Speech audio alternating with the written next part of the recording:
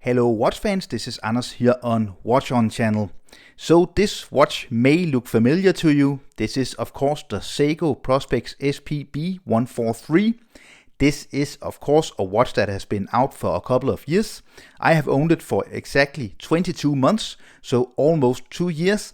And I thought it was time to make a long-term review, just a follow-up. How has this Seiko Prospex SPB143, a very popular model from Seiko, been performing for the last 2 years?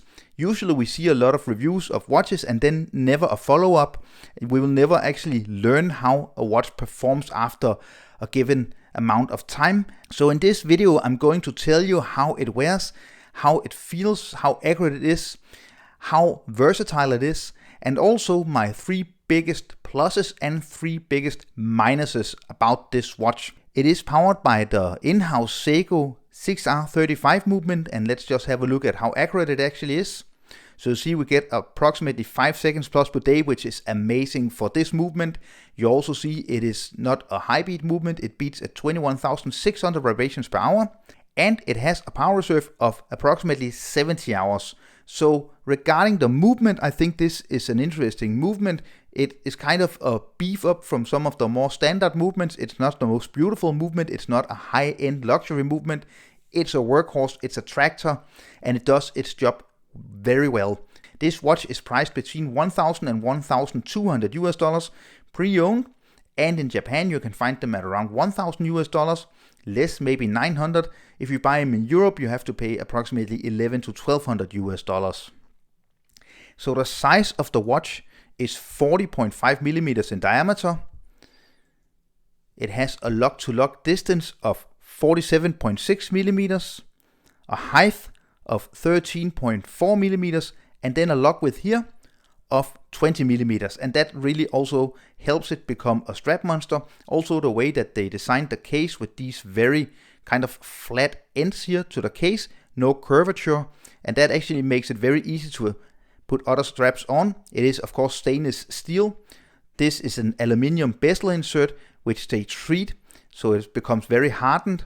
They actually treat the case and the bracelet with dia shield, which makes it more scratch resistant. It is a 120 click unidirectional bezel. I really like the bezel action. No play, really nice soft clicks, but it feels secure and sturdy and a little bit stiff, so you have to use a little bit of force to actually turn the bezel here.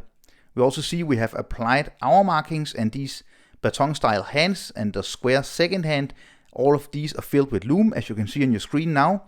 So the Lumibright, the Seiko Lumibright, is of course amazing. You can also see the lume pip at 12 o'clock on the bezel.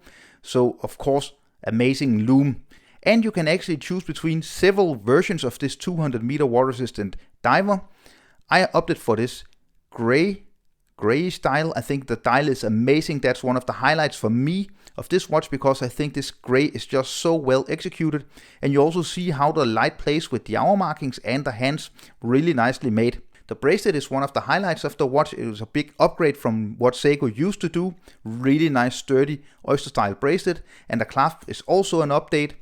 Not the best clasp in the world, but from what we see from Seiko a lot of the time, this is a huge upgrade. 4 micro adjustments. And here you see the case back, really nice wave here. Of course, no crown guards, screw on crown. And it is of course because this is a vintage 62 Mars, Seiko 62 Mars watch. And that is of course because this watch is vintage inspired. So all in all, this watch has been performing really well. You see the movement, the accuracy, the lume is still great. Of course, this lume will never die. Also, I feel that the bracelet and the clasp holds up really greatly. I have no serious scratches, so the dia shield coating really does its job.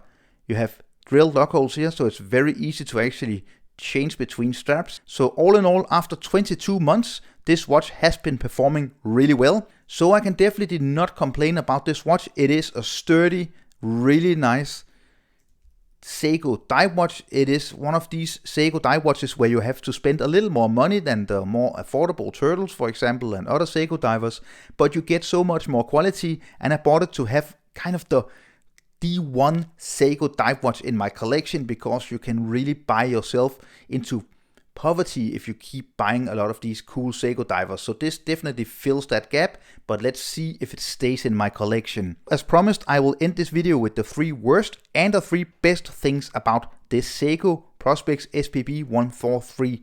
And let's start with the worst. I actually think that the price versus quality is now under pressure. When I bought this watch approximately 2 years ago, I thought it was a kind of fair price. They could probably take off a couple of $100, so maybe price it at around $900 or $1,000 US. But just compared to this brand new Satina, the Satina just offers so much more. A better movement, same great loom, definitely a much better clasp, the same quality bracelet, and you get a ceramic bezel insert. And this is priced at around $800 to $900 US, so this is actually more affordable than the Seiko SPB143. And that is the worst thing about this watch. Nowadays, after 2 years, price versus quality isn't really adding up. This is too expensive compared to what else you can get on the market. So the other worst thing about this watch is that it's very slightly misaligned. My example here, it's very hard to see, but when I get up close, it isn't completely perfectly aligned. And I have seen a lot of bad examples with these SPB watches not being aligned. And that is a huge problem, still a huge problem for Seiko, that you actually are taking a chance when you buy one of these watches online. You actually have to go into a store to check out the exact watch to see if it aligns, and that is not good enough. And then the last worst thing about this watch, in my opinion, is the thickness. So 13.4 millimeters in thickness is just slightly too much for 200 meters of water resistance, in my opinion.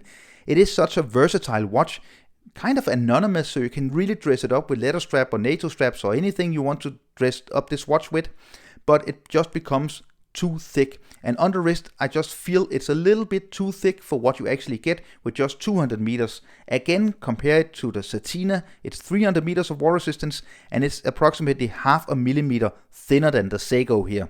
So I definitely think that they should have worked a little with the thickness. Maybe it's because of the case back here. You see, it kind of goes out from the back here and really adds a few millimeters to the height of the watch. And then the 3 best things to conclude this 22 months or 2 year follow-up review of this Seiko. So I have been talking about this during the video, and the best thing is definitely the versatility.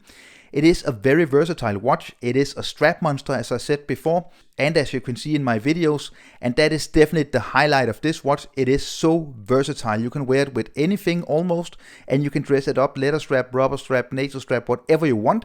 It kind of becomes a little bit of a sporty dresser. Of course, it's not a dress watch per se when you put it on a leather strap. So that's definitely the best thing, the versatility.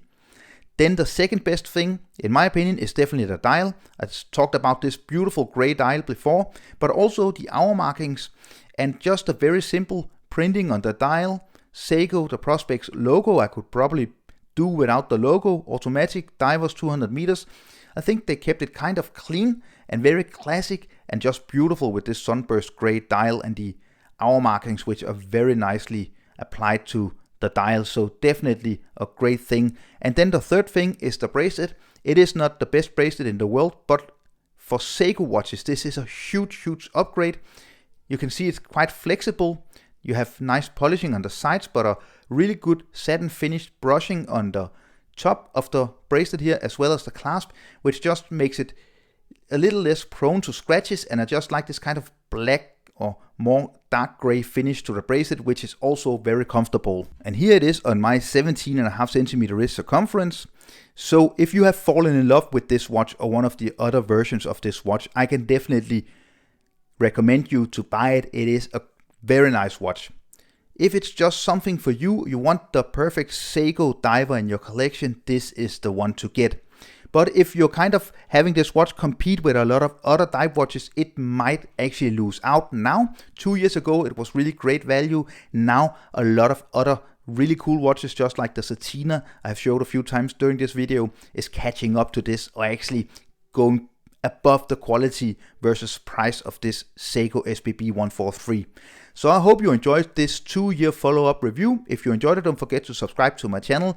Also, don't forget to give this video a thumbs up if you enjoyed it. Follow me on Instagram and Facebook, and I will see you very soon again. Thank you. Bye.